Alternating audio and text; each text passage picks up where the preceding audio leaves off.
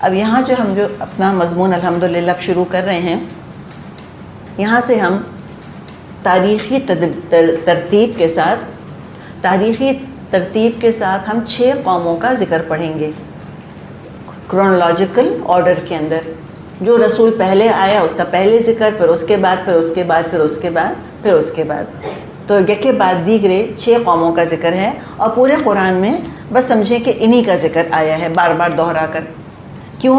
رسول کتنے آئے تھے؟ 313. اور ٹوٹل کتنے تھے؟ 1,24,000. یہ ہمیں فگر ملتا ہے. تو 1,24,000 میں سے یا 313 رسولوں میں سے اللہ تعالیٰ نے صرف چند قوموں کا ذکر کیوں کیا؟ ٹوٹل تو تقریباً 25 رسولوں کا نام آیا ہے قرآن کے اندر، لیکن قوموں میں سے صرف 6 قوموں کے قصے جو ہیں وہ بار بار ریپیٹ ہوئے ہیں. کیا خیال ہے آپ کا؟ کیا ریزن ہے اس کا؟ اتنے ساروں میں سے اللہ نے خالی 6 کو کیوں پک کیا؟ 6 کو کیوں چوز کیا؟ کوئی ہاتھ کھڑا کر کے بتائیں، سارے نہ بولیں. جی آپ بتائیں پیچھے سے. سوری، زیادہ نافرمان تھے.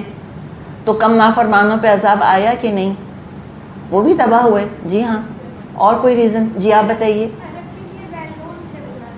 ویل نون تھے. کس کے لیے ویل نون تھے؟ Not world over. جیسے عاد اور سمود وغیرہ ساری دنیا میں مشہور نہیں تھے. سوری، خاص عرب کے لیے تھے. جی ہاں، عرب کے لیے تھے. لیکن بعض قومیں جیسے فرعون وغیرہ وہ عربز نہیں جانتے تھے فرعون کے بارے میں.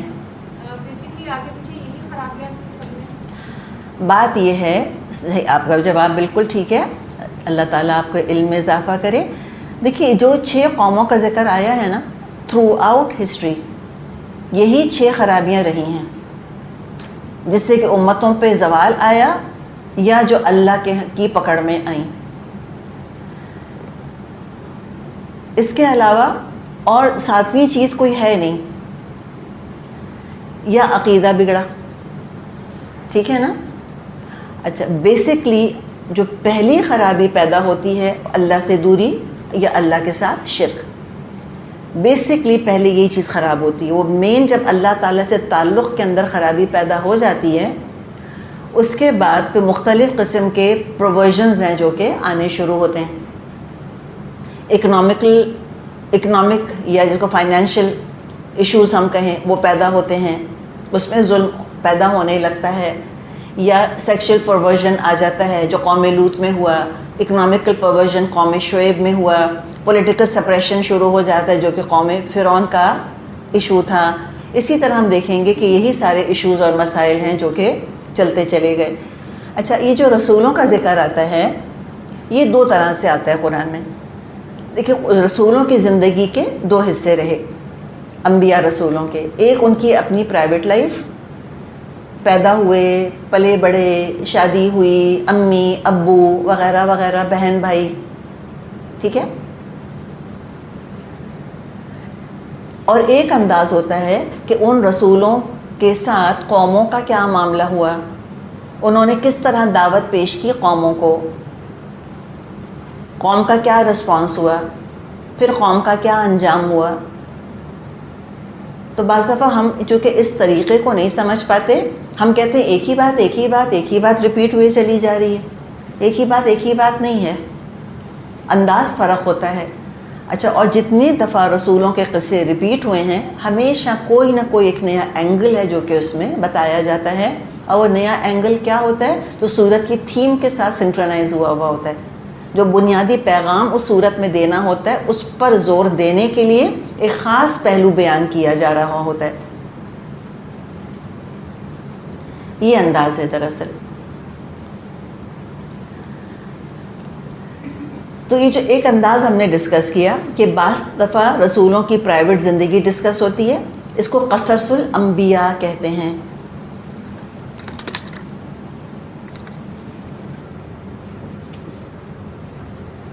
ٹھیک ہے، قصص الانبیاء، انبیاء کے قصے. جب ہم کہیں قصص الانبیاء اس کا مطلب کیا ہوگا؟ ان کی اپنی پرائیویٹ لائف. جیسے مثال کے طور پہ سب سے جو نمایاں سی مثال ہے وہ یوسف علیہ السلام کی مثال ہے. پوری سورہ یوسف کس کی مثال ہے؟ قصص الانبیاء کی. اس لیے کہ ان کی پرائیویٹ زندگی، ابو نے کیا کہا، انہوں نے کیا خواب دیکھا، کسی قوم کا ذکر نہیں ملے گا. بھائیوں نے کیا معاملہ کیا، بھائیوں نے ان سے کیا کہا، پھر کون سی آزمائش زندگی میں ان کے آئی، پھر وہ ان کا کیریئر کیسے بنا، یہ سارا قصہ ہم سنیں گے۔ ایک اور جو رسولوں کا اپنی قوم سے انٹریکشن والا معاملہ ہے، وہ جو انداز ہے اس کو کہتے ہیں انباء الرسل۔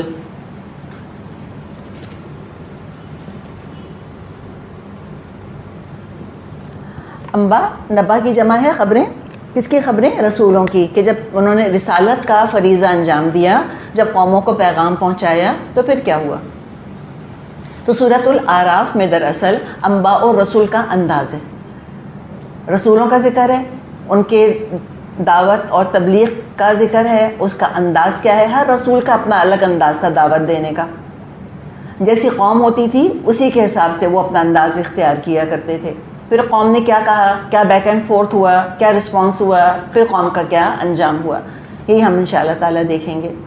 تو اللہ تعالیٰ نے ہر طرح کی ہدایت کا انتظام فرمایا قوموں کے لیے، انہوں نے نہیں بات مانی، تو مشرکین عرب کو بھی سنا دیا جا رہا ہے سورۃ الاعراف میں، اس لیے کہ سورۃ الاعراف مکی صورت ہے، کہ تم پہلے نہیں ہو جس نے منہ پھیرا ہے، تم پہلے نہیں ہو جس نے اس ایروگنس کا مظاہرہ کیا ہے، اور بھی قومیں تم جیسی حرکتیں کر چکی ہیں، اور دیکھ لو ان کا کیا انجام ہوا۔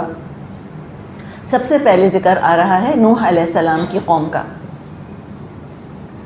عراق میں یہ قوم آباد تھی، عرب اس قصے سے واقف تھے، ان کو پتہ تھا کہ قوم نوح جو ہے وہ ڈبائی گئی، لیکن اخلاقی پہلو ان کے سامنے نہیں تھا کہ کیوں ڈوبی، کیوں ڈبائی گئی۔ اور نوح علیہ السلام کی قوم کا قصہ ہمیں اہل کتاب کی کتابوں میں بھی ملتا ہے، یہ مشہور اور معروف ہے۔ بلکہ یہ جو فلڈ کا قصہ ہے کہ ایک بڑا طوفان آیا تھا، اس کی تو داستانیں وہ جو بالکل ریموٹ جگہوں پہ جو ٹرائبز وغیرہ رہ رہے ہیں، مثال کے کوئی فیجی میں کوئی ٹرائب رہ رہا ہے، کوئی کہیں رین فارسٹ میں کوئی ٹرائب رہ رہا ہے، ان سب کے ہاں جو ان کے فوک لورز ہیں، لیجنڈز ہیں، ان میں ایک بہت بڑے طوفان کا ذکر سب کو ملتا ہے۔ اس لیے کہ جب نوح علیہ السلام آئے تو یاد رکھیں کہ نوح علیہ السلام آدم علیہ السلام میں بھی بہت زیادہ ٹائم تو نہیں گزرا تھا، ایک طرح سے ہم کہہ سکتے ہیں کہ humanity was in its infancy, ابھی انسان جو ہیں وہ انسانیت کے سفر کو تھوڑے ہی دن گزرے تھے۔ علماء کا اندازہ ہے، اوبویسلی پری ہسٹورک ہیں یہ ساری باتیں، کوئی ریٹن ریکارڈز نہیں ہیں اس کے، کہتے ہیں آدم علیہ السلام اور نوح علیہ السلام میں تقریباً 1000 سال کا فرق ہے، بلکہ ان کی پوری لینیج بھی وہ بیان کرتے ہیں۔ کبھی اللہ نے چاہا کبھی ایمان بے رسل پر ہم نے بات کی تو ہم وہ پوری لینیج بھی دیکھیں گے، وہ باقاعدہ سارے نام موجود ہیں۔ نوح علیہ السلام کے والد کون تھے، ان کے والد، ان کے والد، ان کے والد، ہوتے ہوتے شیث علیہ السلام، اور پھر ہوتے ہوتے آدم علیہ السلام تک جو ہے وہ سلسلہ جڑ جاتا ہے۔ تبھی انسان پورے گلوب پر نہیں پھیلے تھے، خاص علاقے تک ہی یہ محدود تھی ساری کی ساری انسانیت۔ سویلائزیشن مثال کے طور پر آسٹریلیا یا امریکاز یا ایسے دور دراز کے علاقوں میں نہیں گئی تھی، یہ ساری آبادی ایک چھوٹے سے علاقے پر ہی تھی۔ تو ظاہر ہے جب اس کے بعد یہ طوفان آیا، اس کے بعد جو لوگ بچ گئے طوفان سے، پھر وہ دنیا میں پھیل گئے۔ تو جب وہ پھیلے، جو جہاں گیا، کوئی امریکہ گیا، جو فجی گیا، آسٹریلیا گیا، جاپان گیا، جہاں بھی گیا، تو جہاں بھی وہ گئے اس قصے کو ساتھ لے کر گئے۔ تو پورے گلوب کی جو سویلائزیشنز ہیں سب میں ایک بہت بڑے طوفان کا ذکر جو ہے وہ کسی نہ کسی فارم میں پایا جاتا ہے۔ ابھی تک آدم علیہ السلام پہلے رسول تھے، پہلے نبی تھے، ان کی تعلیمات پر آگے انسان چلتے رہے۔ خرابیاں آئیں، اخلاق کی خرابیاں، عمل کی خرابیاں، عقیدے کی خرابی نہیں آئی تھی۔ ایک اللہ کو ماننا انڈرسٹوڈ تھا، توحید پر دنیا قائم تھی، سارے آدم علیہ السلام کے بچے توحید پرست تھے۔ تو یہ سلسلہ چلتا رہا، 700 800 سال گزرتے چلے گئے۔ پھر ایک قوم آئی، پھر کچھ لوگ آئے، ان کے اندر بڑے نیک لوگ تھے، اللہ تعالیٰ کے بڑے عبادت گزار، بڑے توحید پرست، بڑے لوگوں کے دلوں میں ان کی محبت اور ان کی بڑی عظمت تھی۔ لیکن بہرحال کتنے بھی نیک ہوں، مرنا تو سب کو ہوتا ہے۔ ان کا انتقال ہو گیا، لوگ ان کو بہت مس کرتے تھے، ان کو بڑا یاد کیا کرتے تھے، جہاں پر وہ رہا کرتے تھے وہاں مل مل کر لوگوں نے بیٹھنا شروع کیا، ان کو یاد کرتے تھے، ان کی باتیں کرتے تھے۔ شیطان نے آ کر ان کو یہ سجھایا کہ تم ایسا کرو کہ تم ان کی کوئی شکل بنا لو، یہاں پر جو تم کو یاد ہے کہ وہ کس طرح کے تھے اس طرح کی سملیرٹی کے ساتھ تم کو ایک شکل بنا لو مٹی پتھر سے، اور ان کو دیکھ کر تم پھر کیا ہوگا، جب ان بتوں کو بت تو آبویسلی نہیں کہا کہ تم جو یہ شکلیں بنا رہے ہو، مورتیاں بنا رہے ہو، جب تم ان کو دیکھو گے تو وہ نیک لوگ تم کو بڑے یاد آ جائیں گے، اور جب وہ نیک لوگ یاد آئیں گے تو ان کی نیکیاں بھی یاد آ جائیں گی، تو تم زیادہ اچھی طرح نیکیاں کر سکو گے۔ صالح بن کر ہی آتا ہے نا، ناصح بن کر ہی آتا ہے وہ۔ اس طرح انہوں نے پھر ان کی مورتیاں بنا لی اور ان کو یاد کرتے تھے۔ اب کیا ہوا، جس نے وہ مورتیاں بنائیں وہ تو مر گئے، اب ان کے بچے آ گئے۔ اب بچوں کو یہ تو یاد نہیں رہا مقصد کیا تھا، انہوں نے انہی کو پوجنا شروع کر دیا۔ تو اس طرح قوم نوح کے اندر بت پرستی شروع ہوئی۔ تو اللہ تعالیٰ نے پھر نوح علیہ السلام کو اپنے بندے کو رسول بنا کر ان کی طرف بھیجا تاکہ ان کے عقیدے کی اصلاح کی جائے۔ تب یہاں نوح علیہ السلام کی دعوت کا ذکر ہے۔ فرمایا لقد ارسلنا نوحا الی قومہ، ہم نے نوح علیہ السلام کو اس کی قوم کی طرف بھیجا۔ اب یہاں پر 3 باتیں جو کہ انہوں نے ارشاد فرمائی۔ نمبر 1 فقال، تو انہوں نے کہا یا قومی، اے میری قوم۔ جو بھی اللہ تعالیٰ نے رسول بھیجا with some exceptions، کچھ استثناءات ہیں، ان کے علاوہ ہر رسول اپنی قوم ہی میں سے ہوا کرتا تھا۔ یہ ایک جنیرک رول ہے اور یہ بالکل طریقہ سمجھ میں آنے والا ہے۔ جس معاشرے کا فرد ہوتا ہے انسان، اس معاشرے کی نفس پر اس کی ہاتھ ہوتی ہے، اس کی سائیکی سمجھتا ہے، ان کے فیئرز، ان کے فوبیاز، ان کا کلچر، ان کی رسمیں، ہر چیز وہ سمجھتا ہے۔ ہم جیسے پاکستان میں رہتے ہیں، ہم پاکستان میں پیدا ہوئے، اسی میں پلے بڑے، اسی معاشرے میں ہم گزارا کر رہے ہیں، ٹھیک ہے، یہیں پہ ہمارے خاندان والے ہیں۔ ہم ایک ایک چیز کو، ہم ایک ایک فائبر جانتے ہیں کہ لوگوں کی کیا سائیکی ہے، یہاں پر لوگ کس طرح بیہیو کرتے ہیں، لوگوں کی کیا سٹرینتھس ہیں، لوگوں کی کیا کمزوریاں ہیں، ہمیں معلوم ہے۔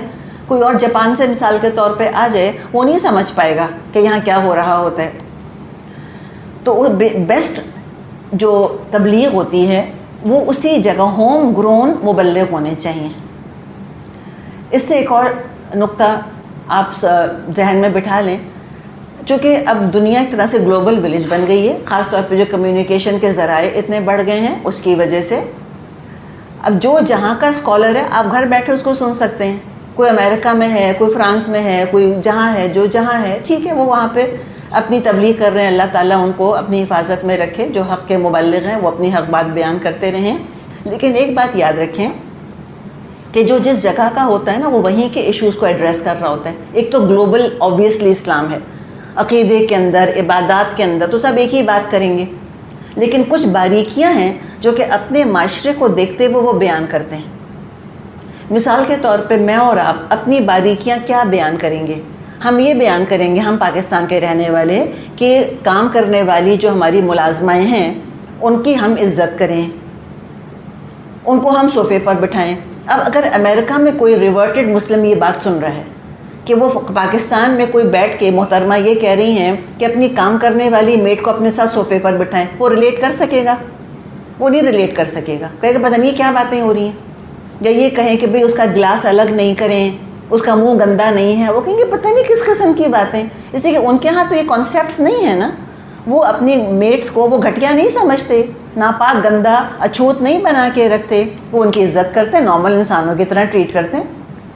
تو سمجھ آئی آپ کو بات کہ بعض ایسے نوانسز ہوتے ہیں بعض معاشروں کے جو اس معاشرے کے افراد ہی سمجھ سکتے ہیں، ہم اس کو ایکسٹراپولیٹ نہیں کر سکتے وہاں لے جا کر۔ سعودی عرب کے علماء ہیں، وہ کالے برقعوں کی بات کرتے ہیں، کالے ابائی کی بات کرتے ہیں۔ اب امریکہ میں بیٹھا ہوا اس کو کالا ابایا نہیں سمجھ آئے گا۔ اگر ہم سعودی عرب میں مکہ میں رہتے ہوئے ہم کو رنگ برنگی کوئی گلابی یا ہم پرپل کلر کا ابایا پہنیں تو ہم سب میں نمایاں نظر آئیں گی، اس لیے کہ یہاں سے وہاں تک کالے ابائے ہوتے ہیں۔ اگر امریکہ وغیرہ ہے یا کوئی اور ایسا نان مسلم ملک ہے، وہاں کالوں سے ان کو تھوڑی سی وحشت ہوتی ہے، تو وہاں پہ وہ اپنے آپ کو جو ڈھانک رہی ہیں خواتین، وہ ہو سکتا ہے کوئی اور رنگ یوز کر لیں۔ تو آپ کو پتہ ہے یہ چھوٹی چھوٹی چیزیں ہیں جو کہ فرق ہے۔ تو ہمیں کرنا کیا ہے کہ ان چیزوں کے اندر جو معاشرے کا کلچر ہے ہمارا، اس کو دیکھتے ہوئے اپنے معاشرے کے مبلغین پر فوکس کرنا چاہیے۔ بعض دفعہ کسی نان مسلم ملک میں جو اسکالر تبلیغ کر رہا ہے اس کو بعض کنسیشنز دینے پڑتے ہیں اس معاشرے کو دیکھتے ہوئے، اس لیے کہ اور اتنی زیادہ بڑی بڑی خرابیاں ہیں کہ ان سے بچانے کے لیے کہتے ہیں چلو کوئی بات نہیں، اس کی اجازت ہے، تم یہ کر لو۔ اب ضروری نہیں ہے کہ ہم مسلم میجورٹی ملک میں بیٹھنے والے ہم ان کنسیشن کو ایز اٹ از قبول کر لیں. ہم کہیں کہ وہاں یہ پرمیشن دے دی ہم بھی کر لیتے ہیں. نہیں، وہ وہاں کی مجبوری ہے، وہ وہاں کے نفس کو دیکھ رہے ہیں، ان کو وہاں اجازت دینی ہے. ان کو کرٹیسائز نہیں کرنا چاہیے کہ دیکھو ڈائلیوٹ ہو گئے، ڈیوینٹ ہو گئے، وہ تو ایسے ہو گئے. نہیں، وہ جو پریشرز ہیں ان کو وہ وہاں ڈیل کر رہے ہیں. ہم پہ وہ پریشرز ہی نہیں ہیں. ہمیں کیا ضرورت ہے کہ ہم ان کنسیشنز کو لے کے اپنے اوپر جو ہے وہ اپلائی کرنا شروع کر دیں. تو یہ بہت زیادہ اسکالرس کو سننا، ہر طرف کی بات سننا، یہ بہت فائدہ مند ہے نہیں.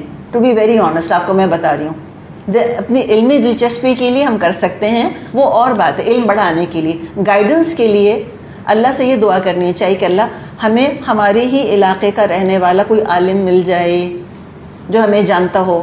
آپ کا کیا خیال ہے آسٹریلیا میں کوئی مسلمان ہوا ہے، وہ جہیز سمجھ سکے گا؟ وہ یہ بیواؤں سے شگون لینا سمجھ آئے گا؟ اس کو نہیں سمجھ آئے گا نا اس کو. یہ تو ہمارے سارے مسائل ہیں اپنے. تو لہٰذا یہ انہی کی قوم میں سے تھے. الا قومی، انہی کی قوم کی طرف بھیجا اللہ نے. انہوں نے کہا یا قومی، اے میری قوم. اپنائیت سے، قربت سے بات کری. قوم آپ کے خیال میں کیسی تھی؟ بالکل نیک سارے، پریچنگ ٹو دا کوئر، سیکھے سکھائیں کو سکھا رہے ہیں.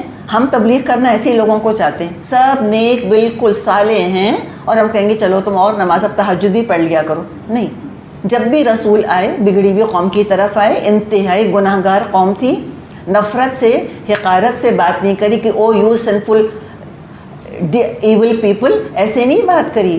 ہم تو اتنی جلدی ججمنٹل ہوتے ہیں. بعض دفعہ ہم دین کی طرف آتے ہیں، ہم کہتے ہیں پرانی دوستوں کو چھوڑ رہے ہیں، بھائی وہ ساری بے حجابی ہیں، وہ تو ایسی ہیں، وہ تو ویسی ہیں، وہ تو ڈرگز لیتے ہیں، وہ فلاں تو ڈرنک کرتے ہیں، وہ تو جوا کھیلتے ہیں، وہ تو افیئرز ہیں ان کے. ہم بڑے پاک ہو گئے، ہم نہیں کانٹیکٹ رکھتے ان سے. تو پھر کس کو تبلیغ کریں گے؟ اپنی کنویں کے مینڈک بن کر بیٹھے رہیں.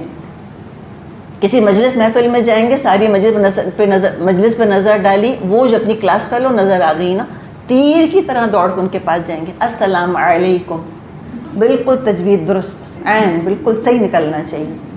یہ السلام علیکم کیا ہوتا ہے؟ یہ اس طرح تو ہم بات نہیں کرتے. نہیں، یہ ایسے نہیں کریں. وہ تو ٹھیک ہے نا، وہ تو آلریڈی کلاس میں آ رہی ہیں، وہ مل لیں گے آپ ان سے کلاس میں. ان کے پاس جا کے بیٹھیں جن کو کلاس میں لانا ہے، ان سے جا کے بات کریں، ان کو سمجھائیں. اور اپنائیت کے ساتھ کامن تھریڈ ڈھونڈیں. یا قومی، انہوں نے کہا اے میری قوم، اعبدوا اللہ. سمپل بالکل. یہ کوئی مشکل ہے کہنا؟ ہم کہتے ہیں مجھے درس دینا ہی نہیں آتا. کیا مشکل ہے؟ نوح علیہ السلام دے رہے ہیں درس کے نہیں دے رہے؟ کیا درس دیا انہوں نے؟ انہوں نے کہا کہ تم اللہ کی عبادت کرو. ایک ہمارا یہ مرض ہو گیا ہے کہ ہمیں بہت انٹلیکچوئل گاڑی چیزیں اچھی لگنے لگ گئیں. اگر یہ کہیں کہ اللہ کی عبادت کرو گے، ہاں یہ تو پتہ ہے، کچھ اور بتائیں. یہ بتائیں کہ وہ فلاں امام جو کہ 8ویں صدی میں رہا کرتے تھے، انہوں نے اپنی فلاں کتاب میں کیا لکھا ہے. وہ کہتے ہیں جی میں بتاتی ہوں آپ کو کہ دیکھا یہ ہے نا عالمہ.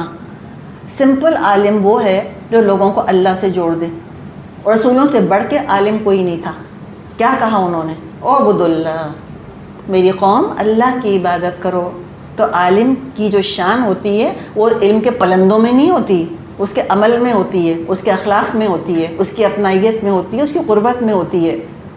نہیں آتا بھئی، ہمیں نہیں پتہ، ہمیں اتنی فینسی چیزیں نہیں پتہ، ہم نے نہیں ساری کتابیں ساری فقہ ہم نے نہیں پڑھی ہوئی. سمپل بات تو پتہ ہے نا آپ کو، بس وہ درس دے دیں بیٹھ کے. اور کرنا کیا؟ اللہ کی عبادت کرو، سیدھی بات. اور کیا کہا؟ ما لکم من الہ غیرہ، اس کے سوا کوئی چھوٹا بڑا تمہارا کوئی معبود نہیں، کوئی خدا اللہ کے سوا نہیں ہے. اور انی اخاف علیکم عذاب یوم عظیم، میں تمہارے حق میں ایک ہولناک دن کے عذاب سے ڈرتا ہوں.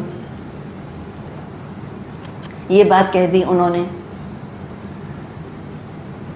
توحید کا اقرار کرو، اور یوم عظیم قیامت کے دن کا خوف ہونا بہت ضروری ہے. یہ نہیں کہا کہ تم کو ڈرا رہا ہوں، کہا میں ڈرتا ہوں. جو حرکتیں ہیں نا تمہاری حرکتوں نے مجھے نروس کر دیا ہے. I am very anxious about you. ایسا نہ ہو بہت بڑے دن کا کوئی عذاب تم پر آ جائے. توحید کا اقرار کر لو، یوم عظیم سے ڈرو.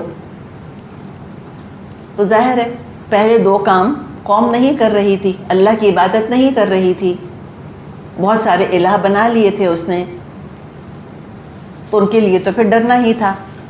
اب کیا ہوا؟ اچھا یہ دعوت ہے یہاں پر، اب ایسا نہیں ہے کہ بس یہ ٹوٹل بس یہی کہا تھا، اس کے علاوہ کچھ کہا ہی نہیں۔ سورہ نوح، پوری سورہ نوح موجود ہے 29ویں پارے میں، پوری دعوت جو ہے ان کی ڈیٹیل میں وہاں پر ہمیں ملتی ہے۔ یہاں پہ سمجھے کہ کنسائز طور پہ ان کا خلاصہ بتا دیا کہ یہ تھا بیسک پیغام، اور یہی بیسک پیغام سکھانا ہے مجھے اور آپ کو۔ سب سے بڑا چیلنج میرے اور آپ کے سامنے شرک سے لوگوں کو خبردار کرنا ہے، کچی بستی میں رہنے والے ہوں، پکی بستی میں رہنے والے ہوں، کہیں بھی ہوں، شرک سے ان کو خبردار کرنا ہے بس، کہ شرک نہیں کرنا، اور قیامت کا خوف انسان کے اندر ہونا چاہیے۔ اگر یہ دو چیزیں جگہ پر آ گئی نا، پھر کچھ مشکل نہیں ہے رسول کا کام۔ اب قوم کہاں ماننے والی تھی؟ قال الملأ من قومه، اس کے قوم کے سرداروں نے بولا، جو ریپریزنٹیٹیو تھے، جو نمائندے تھے۔ ایکچولی کیا ہوتے ہیں سردار؟ یہ اسپوکس پرسن ہوتے ہیں، قوم کا مدعا یہ بیان کرتے ہیں، عوام خود نہیں بولتی، وہ اپنے کچھ نمائندے چن لیتی ہے، لیڈرز ہوتے ہیں ان کے، وہ ان کو ریپریزنٹ کر رہے ہوتے ہیں، اور جیسے عوام ہوتے ہیں ویسے ہی ان کے لیڈرز ہوتے ہیں۔ کہیں اور سے تو نہیں اتر کے آئیں گے نا، وہ چاند سے تھوڑی اتر کر آئیں گے۔ یہ لیڈرز جیسے کہ مبلغ ہوم گرون ہیں، تو لیڈرز کون ہیں؟ ہوم گرون ہیں۔ ہمارے پولیٹیشنز کہاں سے آئے ہیں؟ سندھ سے، پنجاب سے، بلوچستان سے، فرنٹیئر سے، یہیں سے نکل کر آئے ہیں نا، اور کہاں سے آئیں گے؟ مطلب ٹرمپ تو نہیں بن کے لیڈر آ گیا نا ہمارا، یہاں پر اپنے لیڈر ہیں ہمارے۔ تو وہ کیا کرتے ہیں؟ دو چار لوگ ہوتے ہیں، چند لوگ ہوتے ہیں، وہ سب کی نمائندگی کر رہے ہوتے ہیں۔ تو جو ان کے سرداروں نے کہا، وہی قوم کا بھی مائنڈ سیٹ تھا۔ سرداروں نے کہا ان کی قوم سے، یعنی جو نوح علیہ السلام کی قوم کے سردار تھے، کہنے لگے نوح علیہ السلام سے، اِنَّ لَنَرَاكَ فِي ضَلَالٍ مُبِينٍ، ہم کو تو یہ نظر آتا ہے کہ تم تو صریح کھلی گمراہی میں ہو۔ اتنی محبت ہو گئی تھی شرک سے رفتہ رفتہ قوم کو کہ بالکل بھول گئے تھے کہ یہ شرک تو بہت بعد کی ایجاد ہے، اصل دین توحید تھا۔ جو کرتا دھرتا تھے، جو موورز اینڈ شیکرز تھے نوح علیہ السلام کی قوم کے، کہا کہ نوح تم اپنی خیر مناؤ، تم گمراہ ہو، ہمیں کیا سمجھانے آ گئے ہو؟ تم سمجھو ہماری بات، سردار ہم ہیں۔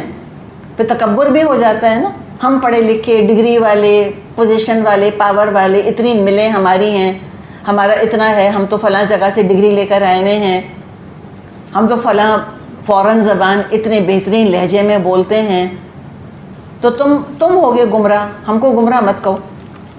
قال، جواب دیا نوح علیہ السلام نے، یا قومی، قوم کی بدتمیزی دیکھی۔ لوگ کہتے ہیں دین والے بدتمیز ہوتے ہیں، دین والے بدتمیز اتنے نہیں ہوتے جتنے کہ وہ بدتمیز ہوتے ہیں، وہ روڈ ہوتے ہیں جن کو پیغام پہنچایا جا رہا ہو۔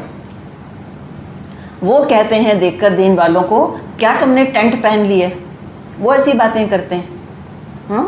دین والے ان کو دیکھ کر نہیں کہتے، وہ لگتا ہے آپ تو آج شرٹ پہننی بھول گئیں، سلپ پہن کے نکل آئیں آج آپ، ہاں جائیں شرٹ پہن لیں جلدی سے۔ یہ دین والے نہیں کرتے ایسی باتیں۔ تو ان کی بدتمیزی دیکھیں کہ تم تو گمراہی میں ہو۔ قال، کیا جواب دیا نوح علیہ السلام نے؟ اس میں پھر دیکھیں کانفیڈنس مبلغ کا۔ ہمیں کوئی کہے نا کہ تم پاگل ہو، تم گمراہی میں ہو، ہم تو رونے بیٹھ جائیں گھر آ کر کہ میں درس دینے گئی تھی، مجھ کو کہا کہ تم تو بالکل مس گائیڈڈ ہو، اب دوبارہ تو ہم کبھی جائیں گے ہی نہیں۔ تو جو لوگ اپنی پرائڈ کے لیے یا اپنی پریسٹیج کے لیے، اپنے ایگو کے لیے دین کا کام کرتے ہیں، پھر وہ نہ آئیں، گھر بیٹھ جائیں پلیز۔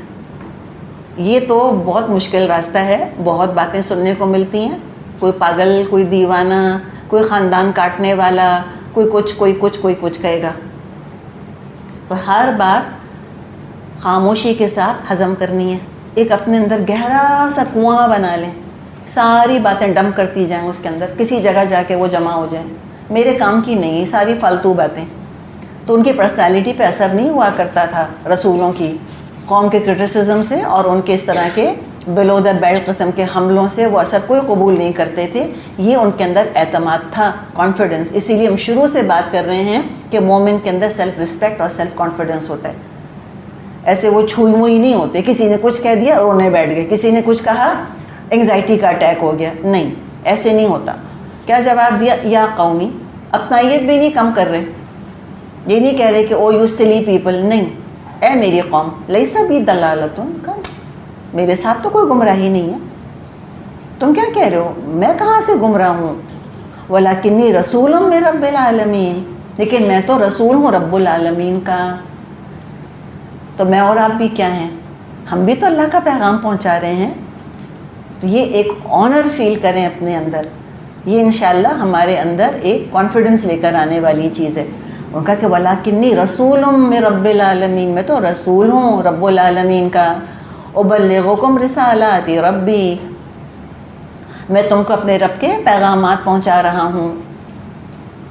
صرف رسولوں ہی پر وحی نازل ہوتی تھی، پیغام کی ذمہ داری کو شدت سے محسوس کیا کرتے تھے، ہر طرح کا پرسیکیوشن، ہر طرح کا ریڈیکیول، ہر طرح کی ناقدری قوم کی برداشت کر لیتے تھے، پیچھے نہیں ہٹتے تھے، کام نہیں چھوڑتے تھے، ایسے ثابت قدم، کمپرومائز نہیں کرتے تھے کہ تمہیں برا تو بہت لگ رہا ہے، چلو تھوڑا ریوائز کر لیتے ہیں، تھوڑا ڈائلیوٹ کر لیتے ہیں، نہیں، ابلغکم رسالات ربی، اپنے رب کے پیغامات تم کو پہنچا رہا ہوں، وانصح لکم، اور تم کو نصیحت کر رہا ہوں،